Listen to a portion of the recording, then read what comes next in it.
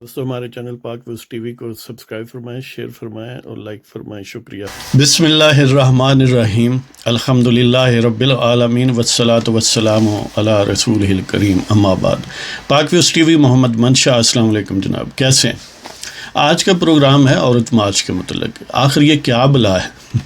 یہ یعنی کراپ اپ ہوا ایشو ریسنٹلی، آپ کو پتہ ہے کہ فیبروری 23-24 کے ارد گرد ایک اظہر صدیق صاحب ایڈوکیٹ ہیں جو جوڈیشل ایکٹیوسٹ ہیں، تو انہوں نے ایک پٹیشن دائر کی لاہور ہائی کورٹ میں کہ جو عورت مارچ ہے اس میں جو ابسین اور اینٹی اسٹیٹ یا اینٹی اسلام پلیکرڈز ہیں، ان پر مجھے اعتراض ہے، اس کو یعنی بین کیا جائے۔ جب ہیئرنگ ہوئی ہے اب یعنی 27 فیبروری کو یہ ہیئرنگ ہوئی ہے، تو اس میں جو عورت مارچ ہے اس کی طرف سے آپ کو پتہ ہے کہ وہ حنا جیلانی ایڈوکیٹ جو آن جہانی آسمہ جہانگیر ایڈوکیٹ تھیں، ان کی بہن ہے، اور اسی علق کی اور عورتیں ظاہر ہے۔ تو اظہر صدیق پٹیشنر کے طور پر تھے، اور بھی کچھ وکلاء، یقیناً ہارٹ ایشو تھا۔ تو بہرحال اس کی ہیئرنگ پوسٹ پون ہوگی، اور ظاہر ریپلائز جو ہیں وہ ریٹن مانگ لیے گئے۔ اگرچہ ریمارکس میں chief justice Lahore high court Mamoon ur-Rasheed نے گویا اپیز کیا عورت مارچ کے وکلاء جو ہیں، یعنی آسمہ جہانگیر ایڈوکیٹ کے گروپ جو ہے وکلاء کا، آپ کو پتہ ہے خاصا سٹرانگ ہے۔ اور پھر یہ ہے کہ حنا جیلانی یا اس علق کی عورتوں کا بڑا اثر و نفوذ ہے، یہ تو فیس ہے نا، اصل میں بہت کچھ ہے پیچھے۔ تو بہرحال کورٹ بھی ذرا سہمی تھی اور پٹیشنر بھی ذرا سہما تھا۔ دیکھ لیں یہ کتنی طاقت ہے جی، ہینڈ تعداد میں چند عورتیں ہی ہیں، لیکن ان کے پیچھے وہ کہتے ہیں نا کہ انہوں نے میرے مننے جاندن جڑے طاقتور ہوں، یعنی ان کے پیچھے ایک بہت بڑا سوشل ایجنڈا ہے جس کو سوشل ری انجینئرنگ کہتے ہیں۔ یعنی اس کا سادہ ترین اور مختصر ترین مطلب یہ ہے کہ جو اچھائی آپ سمجھتے ہیں اس کو بدل دیا جائے۔ مثلا مسلمان جس چیز کو اچھا سمجھتے ہیں، فیملی سسٹم کو اچھا سمجھتے ہیں، عورت کو شرم و حیا کے دائرے میں سمجھتے ہیں، مرد کے اپنے حقوق یا اس کے اپنے فرائض ہیں، عورت کے اپنے ہیں، چار دیواری اور گھر گھرستی، ایک نکاح کا بندھن مقدس ہوتا ہے، اسی سے سارے رشتے جنم لیتے ہیں۔ اس قسم کی ویلیوز جو ہیں وہ ان لوگوں کو بڑی چبھتی ہیں۔ تو ان کو بدل دیا جائے تو گویا پورا فیملی سٹرکچر ختم ہو جائے گا، یعنی نکاح کو مشکوک کر دیا جائے کہ اس کی کوئی ضرورت نہیں ہے۔ یعنی اب ظاہر ڈائریکٹ یہ نہیں کہا جائے گا کہ یہ آپ نہ کریں، لیکن ایسے طریقے اپنائے جائیں گے کہ اس کو ڈسکریج کیا جائے۔ اور آج کل کا انوائرمنٹ آپ کو پتہ ہے پاکستان میں بڑا کنڈیوسو ہے اس معاملے میں، کہ جو حکمران ہیں وہ بھی نکاح، ایک عقد یا طلاق یا وہ جو عدت وغیرہ اس قسم کے مسائل کو بس بوجھ ہی سمجھتے ہیں جی۔ تو وہ بھی عورت کو سمپلی ایک آرگنزم کے طور پر ہی لینا چاہتے ہیں۔ بہرحال یہ عورت مارچ ایک کولیکٹیو سمجھ لیں ایجنڈا ہے، جس کے پیچھے جو زیادہ فرنٹ لائن پر NGOs ہیں ان میں ایک ویمن ایکشن فورم، اور ایک ہے ویمن ڈیموکریٹک فرنٹ اور women action forum. Women democratic front جو ہے وہ 2018 ہی میں بنا ہے، اس کی روح رواں ایک سیکریٹری جنرل ہیں عالیہ بخشال، اور اس کی پریزیڈنٹ ہیں عصمت شاہ جہاں۔ جبکہ دوسری طرف جو ہے وہ ویمن ایکشن فورم، جب حدود آرڈیننس وغیرہ نافذ ہوا تھا تو اس کے ریئیکشن کے طور پر اس قسم کی اس علق کی عورتوں نے بنایا تھا۔ بہرحال ان کو ویسٹرن ایجنڈا پروموٹ کرنے کے لیے نہ صرف ویسٹ کی بھرپور اخلاقی، سیاسی اور ہر طرح کی حمایت حاصل ہے، بلکہ مالی معاملات بھی حاصل ہیں۔ اور اسی قسم کی عورتیں جو ہیں وہ پاکستان میں ویسٹرن ایجنڈا جو فیملی لائف ہے اس کو ڈسرپٹ کرنے کے لیے اس کو پروموٹ کرتی ہیں، اور اس کی روح رواں اس قسم کی خواتین ہیں جیسے یہ حنا جیلانی ایڈوکیٹ ہے، اور اس کی وہ جو آن جہانی بہن ہے آسمہ جہانگیر، اس قسم کے لوگ ہیں۔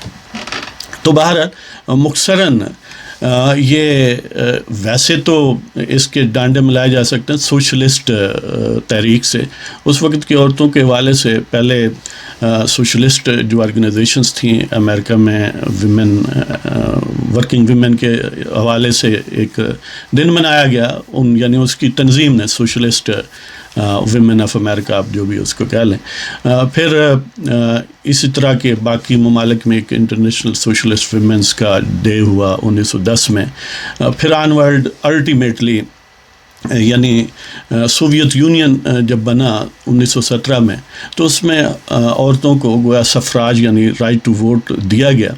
اگرچہ رائٹ ٹو ووٹ پورے سوویت یونین میں مردوں کو بھی نہیں تھا, وہ بھی پہلے جو سوشلسٹ پارٹی تھی اس کی پولٹ بیورو, اس کی پریزیڈیم, اس کی سپریم سوویت ہی یہ ڈیسائیڈ کر لیتی تھی کہ کس نے بننا ہے, اقتدار کس کے پاس رہے گا. باقی ڈرامہ رچایا جاتا تھا, نہ مردوں کے ووٹ کی کوئی اہمیت تھی تو عورتوں کے ووٹ کی بھی اہمیت کوئی نہیں تھی. بہرحال پھر 1920 میں امریکہ میں عورتوں کو حق رائے دہندگی دیا گیا. یہ ایک بیک گراؤنڈ بتا رہا ہوں. الٹیمیٹلی اس کو ایک اس کو ورکنگ ویمن ڈے کے طور پر بڑا طویل عرصہ منایا جاتا رہا.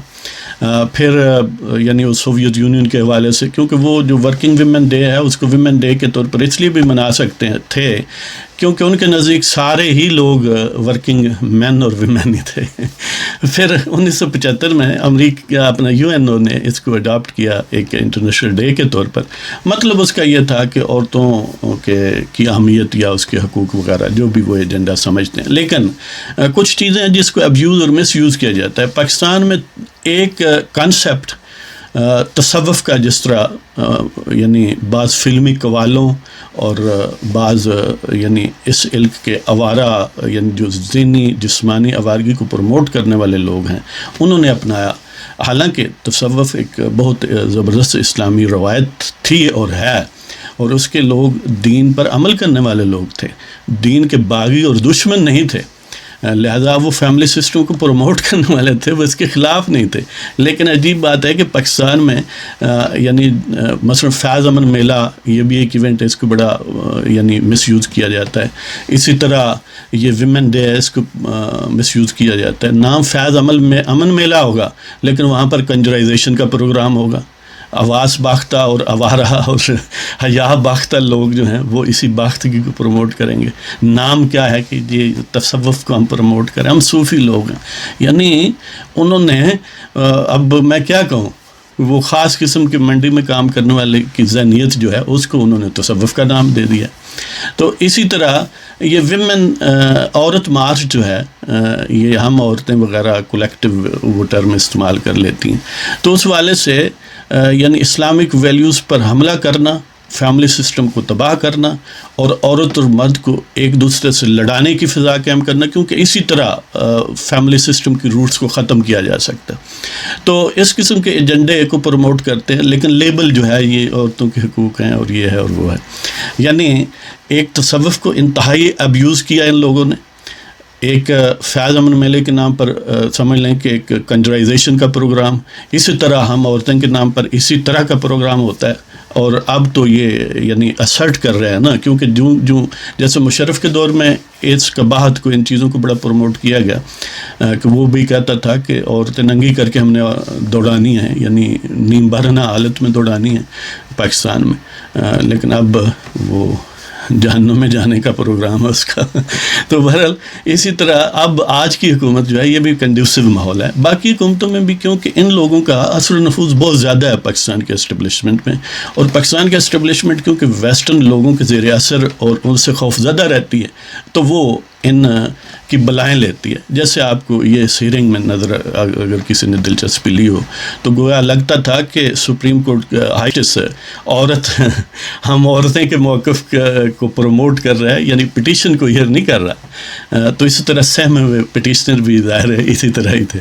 تو بہرحال اس کی جو ہم عورتیں ہیں یہ سمجھ لیں کہ اس کا یہ یعنی کیا ہے, وہ اس کے مقاصد کیا ہیں. مقاصد یہ ہیں کہ فیملی سسٹم کو برباد کیا جائے اور جو مسلم آئیڈینٹی ہے اس کو ایروڈ کیا جائے. اور اس کا طریقہ کار کیا ہے؟ طریقہ کار یہ ہے کہ عورت کے حقوق کے نام پر ذہنی اور جسمانی آوارگی کو پروموٹ کیا جائے, اور یہ عورتوں کو ڈیگریڈ کر کے ایک صرف ویسٹرن ایجنڈے کے ٹول کے طور پر رہنے دیا جائے، اور انہیں ایک مقدس ہستی سے ڈیگریڈ کر کے ایک سمپلی آرگنزم کے طور پر پیش کیا جائے، اور جو مقدس رشتے نکاح سے اوریجینیٹ ہوتے ہیں ان کو برا نام دیا جائے، اور ان کو گویا عورت کے حقوق کے خلاف اور متصادم قرار دے کر عورتوں کو سمپلی ایک بایولوجیکل آرگنزم کے طور پر پیش کیا جائے۔ اس طرح تمام رشتے جو ہیں وہ ایک ہی سٹروک میں ختم ہو جائیں گے۔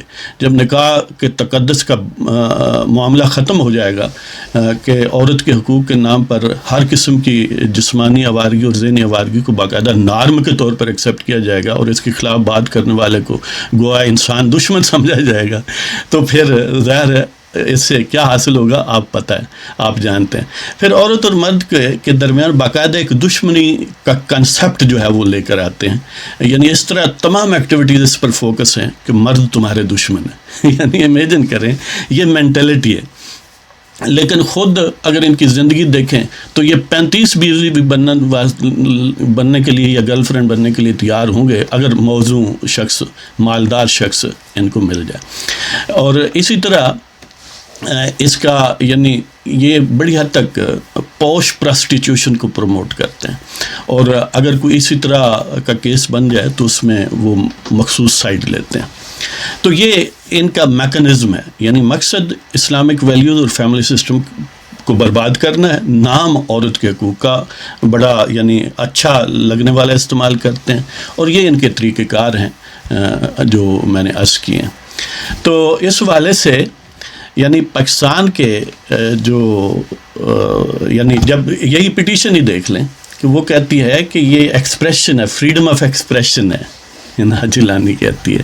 لیکن اگر جب کوئی دیندار شخص یہ رائے دے کہ یہ عورتیں جو کر رہی ہیں یہ دین کے خلاف ہے، تو پھر کہتی ہیں نہیں یہ فریڈم آف ایکسپریشن نہیں ہے۔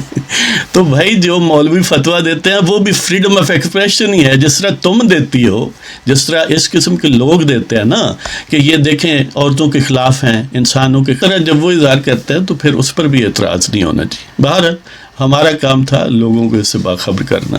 تو جو اہل ایمان ہیں، جو اپنے خاندانی نظام کو برقرار رکھنا چاہتے ہیں، جو ایسا ماحول اور معاشرہ نہیں چاہتے جس میں کسی کو پتہ ہی نہ ہو کس کا کون باپ ہے، ہمارا دین جو ہے حسب و نسب پر بہت زیادہ زور دیتا ہے، اس لیے کہ وہ پیورٹی چاہتا ہے۔ وہ چاہتا ہے جس کا بیٹا ہو اسی کا بیٹا ہو، جس کا شوہر ہو اسی کا شوہر ہو، جس کی بیوی ہو اسی کی بیوی ہو۔